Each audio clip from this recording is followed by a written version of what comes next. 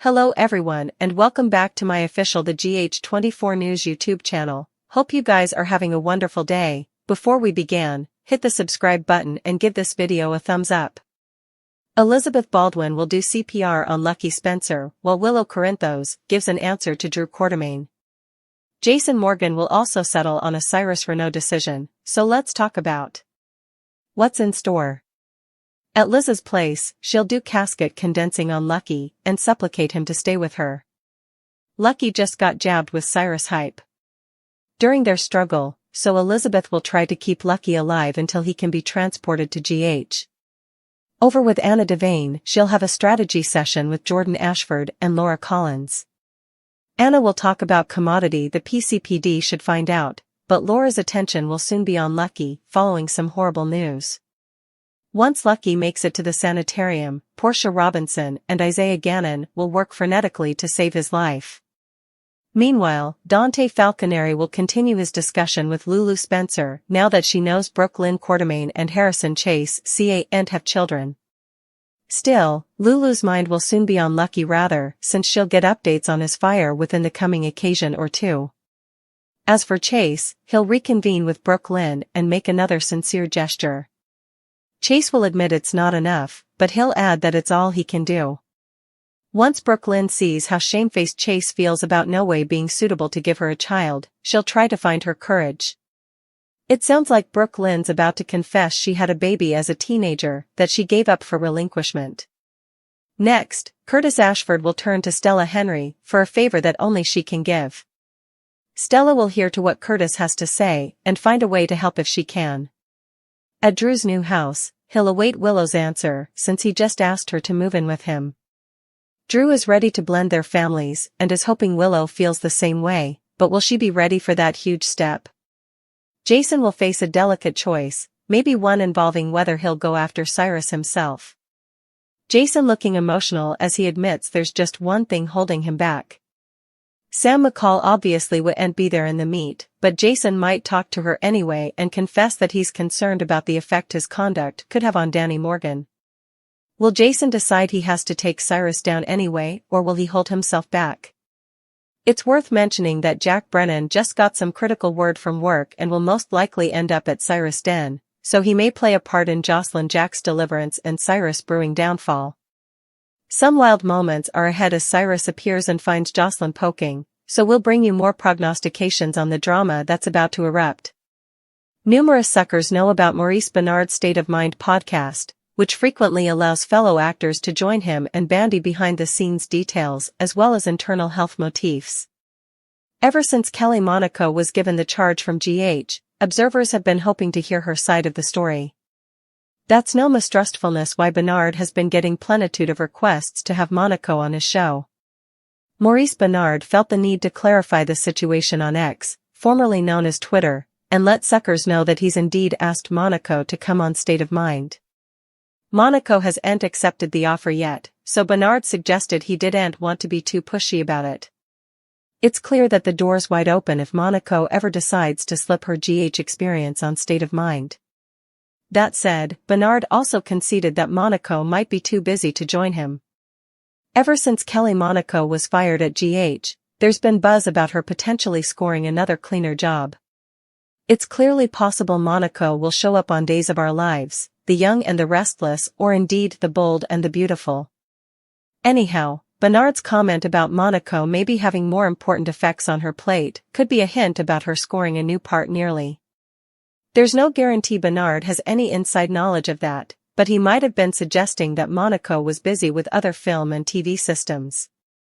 Although there are tons of GH suckers who'd love to see Monaco back in Port Charles, it'd be great to see her succeed anywhere.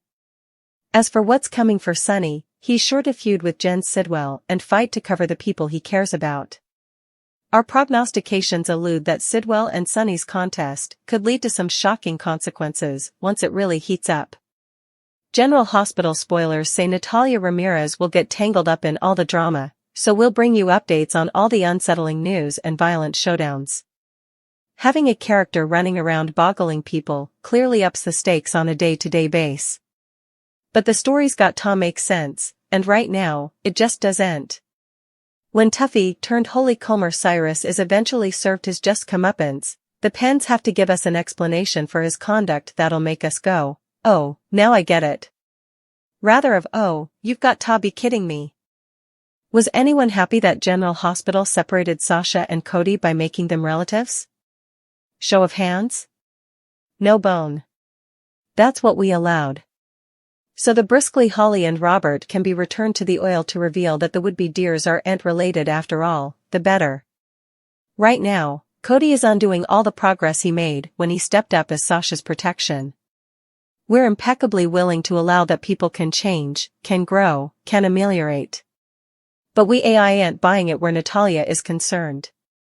She forced Blaze into the closet for her whole life, blew up her career by being outed as a raging homophobe and was awarded with a front-burner nut and a career. We may forgive Natalya eventually, but she's got to do commodity to earn it. Literally nothing is lodging for Drew and Willow. Which is fine. It's fun having all of Port Charles hate on him. But when their love affair blows up in their faces, the show has to set and stir a plan for the lovers. However, fine, let him be a new villain, if Drew's gone knobby sleazy now. Stop pretending he's a good Joe. As for Willow, perhaps it's time she ripped a runner from late family Nellie's playbook and went dark. The powers that be need to find a point to the story that has cast Gio as the son Brooke Lynn gave away as a teenager. It's not like it would be a deal swell for her and Chase, it happed Ian's agone. Dante would be ticked to learn he'd a sprat all those times agone. But also he'd just embraced Gio. The plot is a what, but it's lacking a why. Fingers crossed the why will reveal itself ASAP. Sunny explains the spare Avery pressure between him and her mama, and now Christina doesn't have to deal with the stress of attesting. Carly believes Commodity has changed as he has been set on sole guardianship for months now. Sunny explains the fire changed the chance of winning the case, according to Diane, plus Ava misses her mama. Carly still doesn't believe that's why he did it. Sunny says someone planted a lemon in his extension, and he needs to find out who did it. He can't cover the family if he doesn't know who did it. Plus, he wants to be there for Michael when he gets home. Carly still no way allowed. He'd compromise with Ava. Sunny did it for Avery, who'll want to know her mama the aged she gets. Carly shifts the subject to Jason, her fight with Drew, and that he indicted Jason of being the father of Sasha's baby.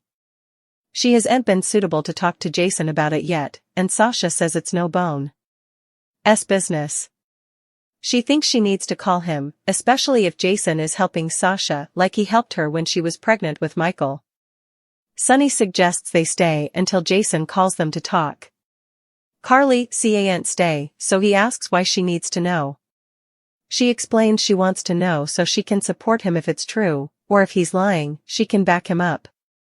Sunny suggests Sasha may not want anyone to know because Jason has adversaries, and she formerly lost Liam and Brando. He believes they should stay out of it. Carly agrees to stay for Jason to come to her. At her apartment, Joss looks at the address Brennan's associate gave her and looks it up on her phone's chart app. Trina arrives with a bag of groceries and allowed that it would be delightful to cook together for formerly. Joss says they no way cook, they always order out. As she's discharging, Trina gets a textbook from Kai, who asks if she's free tonight. Joss asks what's really going on with this cuisine thing. Trina admits this is Joss' first Valentine's Day without Dex, and she still misses Spencer, so she allowed they'd spend it together. Joss refuses, and says it's time for her to get back out there, and she knows Trina likes Kai. Trina textbooks Kai back, and he invites her to the hottest club in city, which he scored reservations at. She agrees, so he tells her to meet him at the Savoy and dress to impress. She hates leaving Joss alone, but Joss claims she can use some time alone to study. Joss prodigies if Kai knows her pater owns the Savoy. Trina doesn't know. Latterly, Trina leaves for her date, and Joss pulls out the box with Dex's gun. Curtis stops by Laura's office, per her request to speak to him. Laura tells him Drew has a plan for the beachfront he wants to run by her. He reflections about Drew, but assumes she asked him to sit in on the meeting for a reason. She wants his opinion. She tells him that Drew wants to seize Sunny's piers under prestigious sphere and move a design there. She feels Drew is using this beachfront to avenge against Jason through Sunny. Curtis points out that the relocation will drive up transportation costs, and Diane will sue and dodge astronomical legal freights for the megacity. Curtis warns Laura that Drew has changed and is concentrated only on himself. Laura agrees, and she's questioning Drew's judgment as he wants to bring Jen Sidwell in as a mate, the man who nearly killed her son.